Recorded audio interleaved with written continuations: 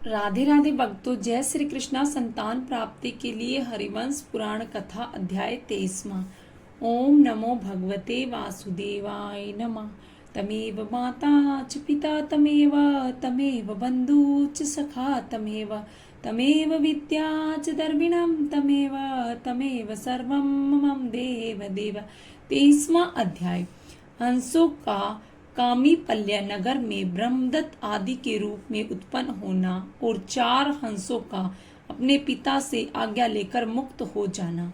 मार्कंडेय जी ने कहा, तदंतर योग धर्म में निरत रहने वाले उन 7 मानसचारी हंसों ने जो पगगर्भ, अरविंदाक्ष, शीरगर्भ, सुलोचन, उरुबिंदु, सुबिंदु और हेमगर्भ नाम धारण करते थे, केवल जल और वायु का ही भक्षण करके अपने शरीर को सुखाना आरंभ कर दिया।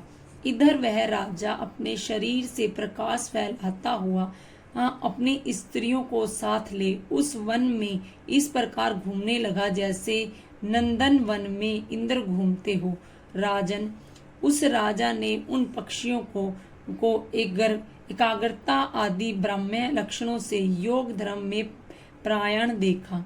इससे वह पक्षी भी योग साधना करते हैं। हाय, मैं मनुष्य होकर भी योग साधना न कर सका। इस प्रकार कुछ निर्वण्य होकर उसी बात को सोचता हुआ अपने नगर को चल दिया। उसके अणु नामक परम धार्मिक पुत्र था। वह अणु धर्म के सूक्ष्म तत्वों के चिंतन में अनुरक्त था, इसीलिए उसे अणुपद ब्रह्मा के सूक्ष्म स्वरूप का बोध प्राप्त हुआ था।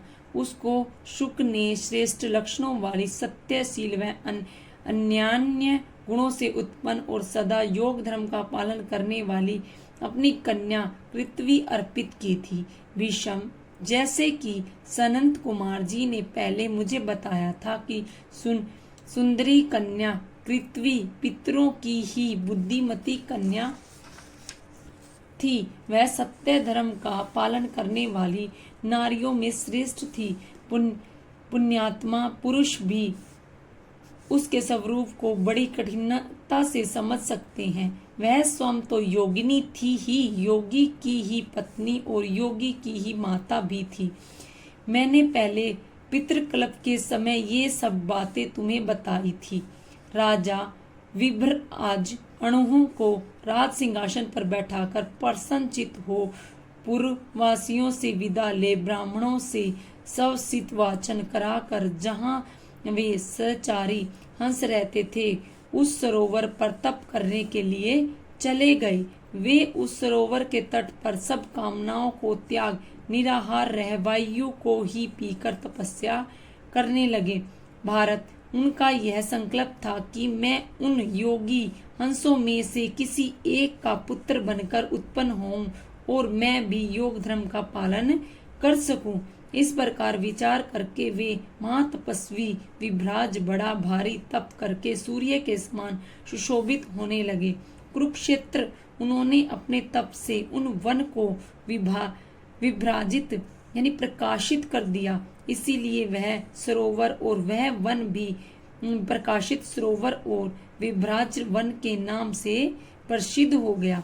राजन, इस समय उस सरोवर पर उन योग धर्म का पालन करने वाले 4 हंसों ने तथा योग भ्रष्ट 3 हंसों ने भी अपने शरीर को त्याग दिया।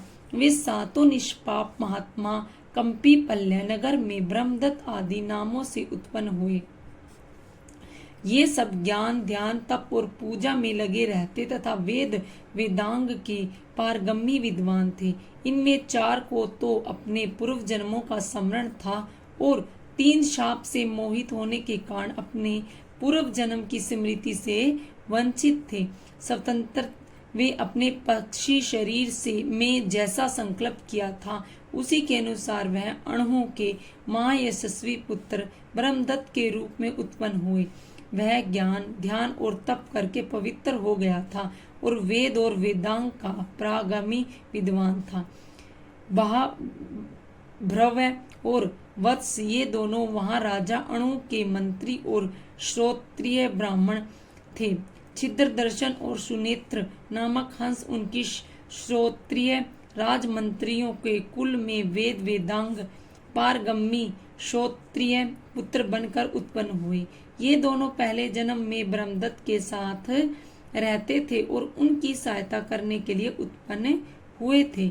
इनमें जो पूर्ववर्ती 6 जन्मों में से अपने 7 भाइयों में से 5वां होकर उत्पन्न हुआ, वह कभी 7वें जन्म में पांचाल नामक श्रोत्रिय हुआ और छठा कणरिक नाम से प्रसिद्ध हुआ। इसमें पांचाल ब्रह्मचर्य अर्थात ऋग्वेदी था, वह आचार्य का काम करने लगा, और कंडरीक छंदों का गान करने वाला सामवेदी तथा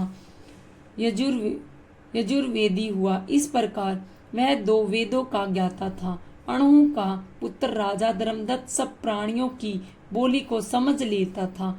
उनकी पांचाल और कंडरीक से मित्रता हो गई थी। ये तीनों ग्राम्य धर्म यानी संसारिक पुरुषों के धर्म में मग्न रहते थे और काम इच्छा के वश में होकर चलते थे। इन्हें पूर्व जन्म में जो सत्कर्म किया था, उनके फल से ये धर्म अर्थ और काम के तत्वज्ञ हुए। राजाओं में श्रेष्ठ अणु निष्पाप ब्रह्मदत्त का राज्य पर अभिषेक करके स्वयं योग साधना कर परम गति को प्राप्त हो गए।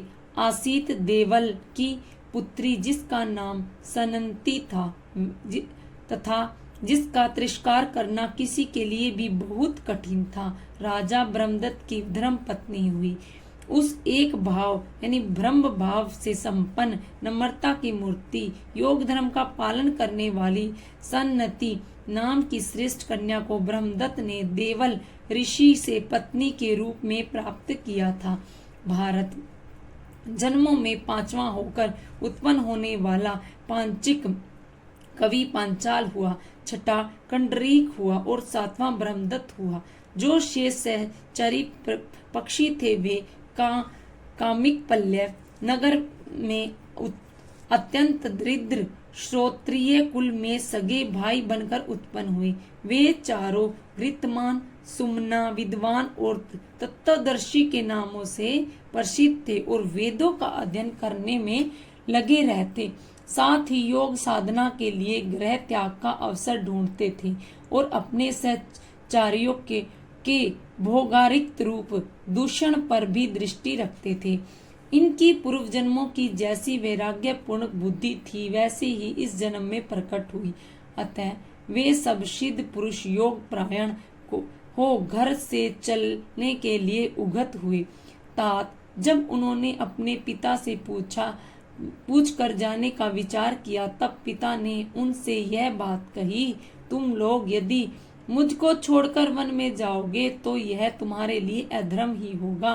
तुम लोग मेरी दरिद्रता दूर न करके तथा पुत्र द्वारा सिद्ध होने वाले प्रचुर प्रयोजनों की भी सिद्धि मेरी सेवा भी न करके कैसे चले जाना चाहते हो? क्या यही उचित है? तब उन सब द्विजों ने अपने पिता से कहा, हम लोग ऐसा उपाय करेंगे जिससे आप जीवन निर्वाह कर सकेंगे तथा हम जैसे पुत्रों को पाकर आपको अपने उद्धार के लिए भी चिंता करने की आवश्यकता नहीं है।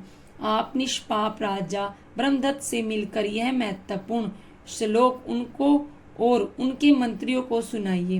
तात इससे प्रसन्न होकर वे आपको बहुत सा ग्राम, प्रचुर भोग और आपकी इच्छा अनुसार सब पदार्थ देंगे। आपकी जब इच्छा हो तब ब्रह्मदत्त के पास चले जाएं। इतनी बातें कहकर उन सब ने अपने पिता की पूजा की और योग धर्म का साधना कर परमानंद में मोक्ष को प्राप्त हो गए। इस प्रकार श्री महाभारत खिल विभाग हरिवंश के अंतर्गत हरिवंश पर्व में पितृक्लिप विषयक 23वां अध्याय पूरा हुआ। विष्णु भगवान की आरती, जगदीश्वर भगवान की आरती। ओम जय जगदीश हरे, स्वामी जय जगदीश हरे, भक्त जनों के संकट क्षण में दूर करे। ओम जय जगदीश हरे, जो ध्यावे फल पावे, दुख विन से मन का, सुख संपत्ति घर आवे, कष्ट मिटे तन का। ओम जय जगदीश हरि, मात पिता तुम मेरे, शरण गहूँ मैं किसकी, तुम बिनी और न दूजा आस करूँ मैं जिसकी। ओम जय जगदीश हरे, तुम पूर्ण परमात्मा, तुम अंतर्यामी, पार ब्रह्म परमेश्वर, तुम सबके स्वामी। ओम जय जगदीश हरे, तुम करुणा के सागर, तुम पालन करता, मैं मूरख कल कामी, कृपा करो भरता। ओम जय जगदीश हरे, तुम हो एक अगोचर, सबके प्राणपति, किस विधि मिलूं दया मैं तुमको मैं कुमति। ओम जय जगदीश हरे, दीन बंधु दुख हरता, तुम ठाकुर मेरे, अपने हाथ बढ़ाओ, द्वार पड़ी मैं तेरे। ओम जय जगदीश हरे, विषय विकार मिटाओ, पाप हरो देवा, श्रद्धा भक्ति बढ़ाओ, संतन की सेवा। ओम जय जगदीश हरे, तन मन धन सब है तेरा, स्वामी सब कुछ है तेरा तेरा, तुझको अर्पण क्या लागे मेरा। ओम जय जगदीश हरे, श्री जगदीश जी की आरती जो कोई नर गावे, कहत शिवानंद स्वामी सुख संपत्ति पावे। ओम जय जगदीश हरे, ओम स्वामी जय जगदीश हरे, भक्त जनों के संकट क्षण में दूर करे। ओम जय जगदीश हरे। राधे राधे भक्तों, जय श्री कृष्ण, हर हर महादेव।